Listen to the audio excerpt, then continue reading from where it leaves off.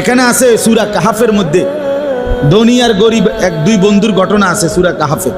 একজন ধনী একজন গরিব বন্ধুর কথোপকথন আছে সূরা কাহাফের মধ্যে আছে। ওইখানে আছে যে ধনী বন্ধুর দুইটা বড় বিশাল আঙ্গুর খেজুরের বাগান ছিল, সে এই বাগান নিয়ে অহংকার করত।